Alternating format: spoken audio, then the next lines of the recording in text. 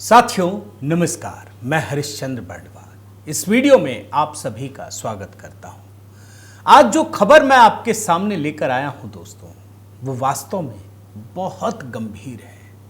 इतना गंभीर है जिसके बारे में कल्पना भी नहीं की जा सकती है। पहली बार सुप्रीम कोर्ट में जुडिशरी को लेकर के एक बहुत बड़ा संकट पैदा हो गया है।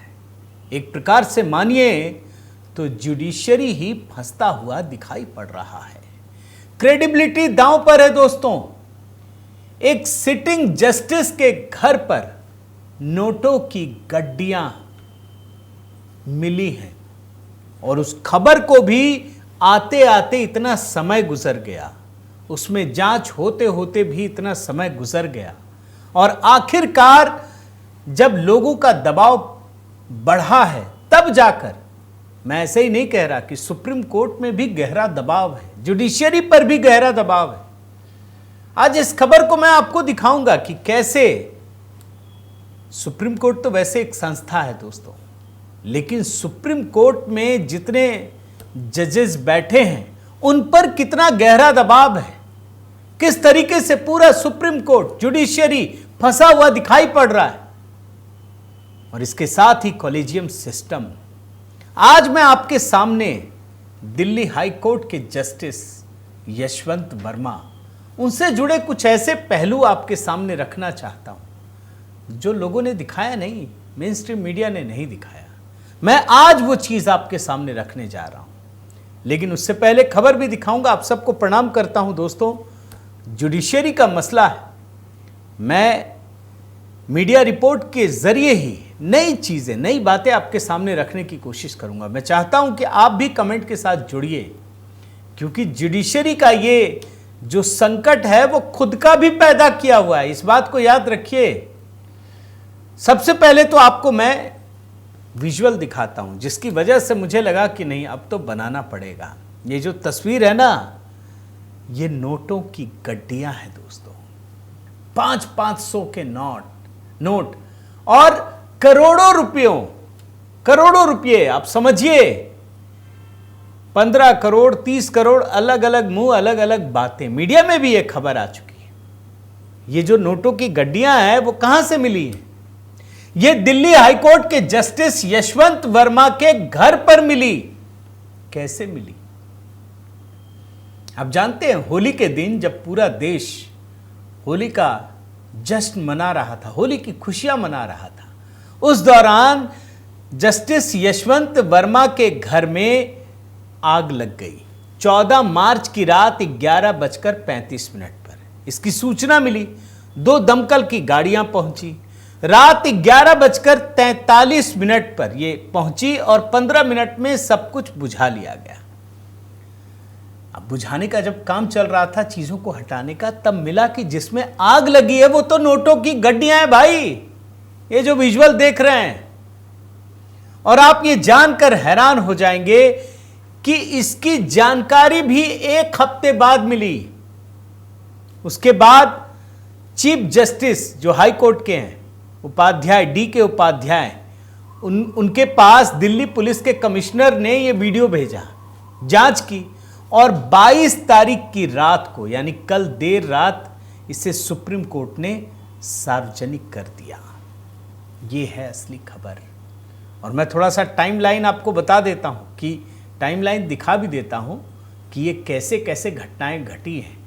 और एक बात याद रखिए, supreme court, high court, justice, ये मामले ऐसे हैं ना, पता भी नहीं चलता है वो तो कहां कहां से लीक हो गया, वरना ये खबर भी दब जाती।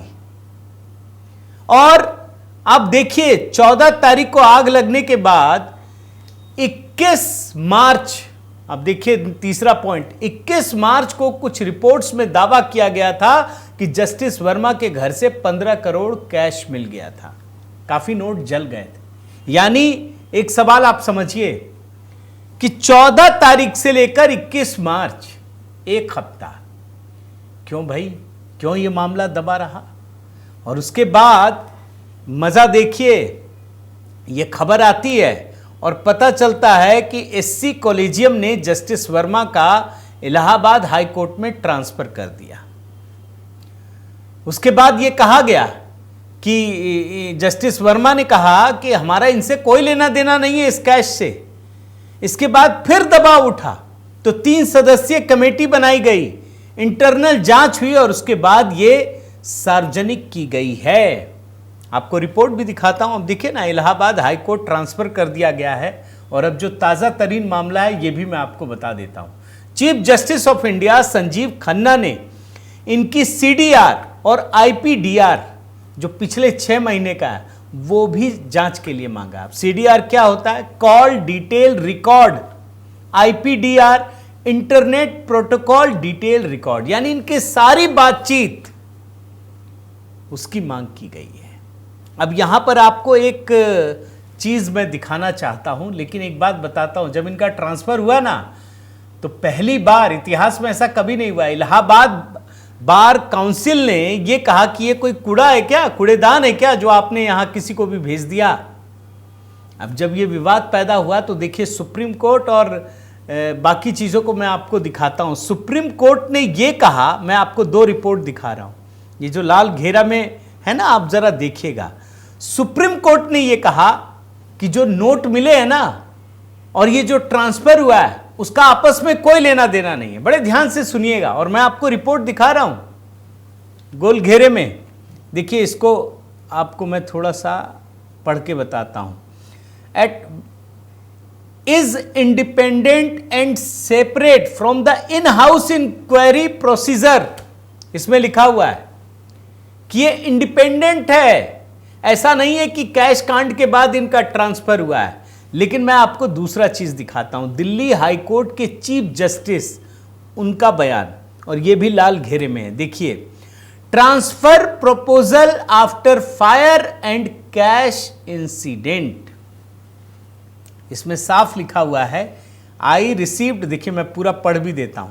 I received a communication from your good self yesterday evening intimating the proposal to repatriate Justice Yashwant Verma to the High Court of Allahabad. I immediately responded yesterday evening itself and expressed my view that since the proposal is in the interest of better administration of justice, I will go with the same. देख रहे हैं आप? एक और report दिखा देता हूं। हर तरह की बात आनी चाहिए, क्योंकि जस्टिस यशवंत वर्मा ने कहा है कि it is all a conspiracy against him, ये उनके खिलाफ एक कॉन्स्पिरेसी है। तो देखिए, अब तो ये चलेगा, और ये क्यों चलेगा मैं आपको बताता हूं। वो जो फायर ब्रिगेड के अधिकारी हैं ना, एक मैं रिपोर्ट पढ़ रहा था, उन्होंने कहा कि हमें तो कोई कैश मिला ही नहीं। फिर जब दबाव बढ़ा, भैया कोई बड़ी बात, इतनी बड़ी बात तो छिपती नहीं है ना। ये तो सच है ना कि घर में आग लगी, आग बुझाई गई, बुझाने के दौरान नोटों की गड्डियां मिली, उसके मोबाइल वीडियो बनाए गए, वो भी हाई कोर्ट के चीफ जस्टिस तक पहुंचा, पुलिस कमिश्नर ने पहुंचाया।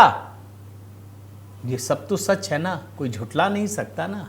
लेकिन मैं जरा आपको बैकग्राउंड में लेकर चलता हूं जस्टिस वर्मा के बारे में। जस्टिस वर्मा के बारे में बड़े ध्यान से आप समझिए, यशवंत वर्मा के बारे में। दोस्तों, 2012 में एक घोटाला आया था, 12-13 में। यह घोटाला था सिंभावली शुगर मिल का, और आप जानकर यह आश्चर्य करेंगे कि इसमें जो आरोपी थे ना, उन आरोपियों में मिस्टर यशवंत वर्मा एक डायरेक्टर थे। आप देखिए 10वें नंबर पे, नॉन एग्जीक्यूटिव डायरेक्टर, यानी पहले भी ये एक मामले में फंस चुके हैं। और इसमें क्या था आप देखिए, रिपोर्ट जो मिली मुझे उसके मुताबिक ओरिएंटल बैंक ऑफ कॉमर्स ने मिल में गड़बड़ी की शिकायत की थी, और यह कहा था कि शुगर मिल ने किसानों के लिए जारी किए गए 97 करोड़ रुपए के लोन का गलत इस्तेमाल किया है।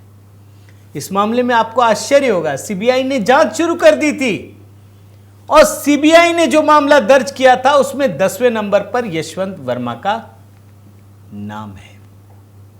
अब देखिए, मजा आपको दिखा रहा हूं मैं कि भैया ये तो एक घोटाले में इनका नाम आ चुका है। लेकिन इसके बाद भी 2012 में घोटाला आया और अक्टूबर 2014 में इनको इलाहाबाद हाई कोर्ट में एडिशनल जज बना दिया गया। अब सवाल है कि कॉलेजियम ने क्या नहीं देखा कि जिस व्यक्ति को हम एडिशनल जज बना रहे हैं उसके खिलाफ घोटाले का आरोप है, आपने एडिशनल जज बना दिया। और इतना ही नहीं, 2 साल के बाद इनको परमानेंट मेंबर कर दिया गया। यानी जिस समय इनको जज बनाया गया उससे भी 2 साल पहले इन पर घोटाले का एक आरोप। और इसके बाद आप आइए, मैं आपको थोड़ा सा दिखाता हूं कि फरवरी 2024 में, यानी पिछले साल फरवरी में, एक अदालत ने सीबीआई में जो ये जांच पड़ी हुई थी ना, उसको कहा कि दोबारा जांच कीजिए, जिसमें ये यशवंत वर्मा भी थे। लेकिन क्या हुआ, सुप्रीम कोर्ट ने इस आदेश को पलट दिया और सीबीआई की जांच बंद कर दी। अब आप पूरे झोल को समझिए कि जिस जस्टिस वर्मा के घर में नोटों की गड्डियां मिली हैं, मैं नहीं मानता कि इनका है नहीं है, क्या है, किसका है, किसी ने रख दिया, ये तो जांच का विषय है। लेकिन ये तो सच है ना कि इनके घर में मिला है। और ये भी सच है कि इससे पहले इनके खिलाफ एक मामला दर्ज हो चुका और सीबीआई का मामला है। अब जाहिर है दोस्तों, इस पर तो मैं बड़ा इंटरेस्टिंग चीज देख रहा था। पूरा लेफ्ट लिबरल इकोसिस्टम कंफ्यूज हो गया। पहले वो सोच रहा था कि मोदी जी फंस जाएंगे, अरे इसे मोदी जी का क्या लेना देना, ये तो प्योर लीगल मामला है, जुडिशियल मामला है भैया। फिर बचाव में उतर पड़े, मतलब जांच हुई नहीं, पहले इनका विरोध करने लगे, फिर इनके समर्थन में खड़े हो गए। मैं कई वीडियो देख रहा था। और इसीलिए दोस्तों, जो उपराष्ट्रपति महोदय जगदीप धनखड़, जब ये मामला उठा तो राज्यसभा में उन्होंने बाकायदा कहा, जानते हैं क्या कहा उन्होंने कहा कि अगर इस प्रकार की घटना करोड़ों रुपए घर से अगर किसी राजनेता, किसी नौकरशाह या किसी उद्योगपति के घर में मिल गया होता तो वो तुरंत निशाना बन गया होता। उन्होंने कहा कि ये तो मामला ऐसा है जो बड़ा खतरनाक है। और जगदीप धनखड़ साहब ने कहा कि ऐसे मामलों में ऐसी प्रणालीगत प्रतिक्रिया की वकालत की जो पारदर्शी, जवाबदेह और प्रभावी हो। अब ये पूरा मामला कहां जाकर जा रहा, आप समझ रहे हैं ना, कॉलेजियम सिस्टम में दोस्तों, कि आपने एक ऐसे जस्टिस को हाई कोर्ट में जस्टिस बना दिया, एक ऐसे व्यक्ति को जिनके खिलाफ पहले से ही आरोप है। और इस ये कॉलेजियम जो सिस्टम है दोस्तों, ये तो आप जानते हैं कि इसमें कैसे बातचीत होती है, क्या होती है, ये किसी को कुछ नहीं पता। इसकी मांग भी उठ रही है। और ये कॉलेजियम सिस्टम संविधान का कोई बेसिक स्ट्रक्चर नहीं है। मैं आपको बताऊं, 1993 में 2 जजेस जजमेंट के तहत ये फैसला दिया था खुद सुप्रीम कोर्ट ने कि कॉलेजियम सिस्टम होगा और उसे मानने के लिए राष्ट्रपति बाध्य है, राष्ट्रपति को मानना ही पड़ेगा। जबकि दुनिया में ऐसी कोई व्यवस्था नहीं कि जहां सुप्रीम कोर्ट या हाई कोर्ट के जजों की नियुक्ति सुप्रीम कोर्ट ही करते हो, ऐसा कहीं नहीं है दुनिया में। और इसी को बदलने के लिए मोदी सरकार जब सत्ता में आई थी तो उन्होंने जुडिशियल अपॉइंटमेंट कमीशन बनाने का कानून बनाया 2015 में। लोकसभा, राज्यसभा दोनों जगह पूर्ण सर्वसम्मति से पास हो गया। और तो और 2/3 राज्यों ने भी पास कर दिया। लेकिन क्या हुआ, जैसे ही सुप्रीम कोर्ट में गया उसने इसे खारिज कर दिया।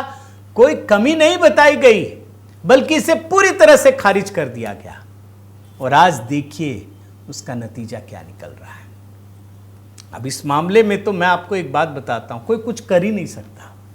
यह संकट भी सुप्रीम कोर्ट के फैसलों से पैदा हुआ है। मान लीजिए ये दोषी भी हो, मान लीजिए पल भर के लिए, तो क्या करेंगे? सुप्रीम कोर्ट कुछ कर ही नहीं सकता। सरकार क्या करेगी? भैया, इंपीचमेंट का प्रोसेस इतना लंबा है, आज तक भारत के इतिहास में कभी किसी जज का इंपीचमेंट हुआ ही नहीं, महाभियोग लगा ही नहीं, तो कोई कुछ कर ही नहीं सकता।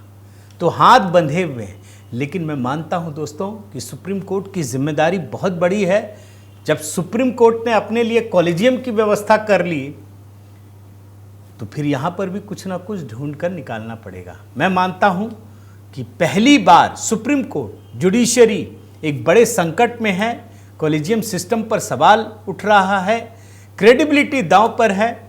सुप्रीम कोर्ट को गंभीरता से विचार करना चाहिए।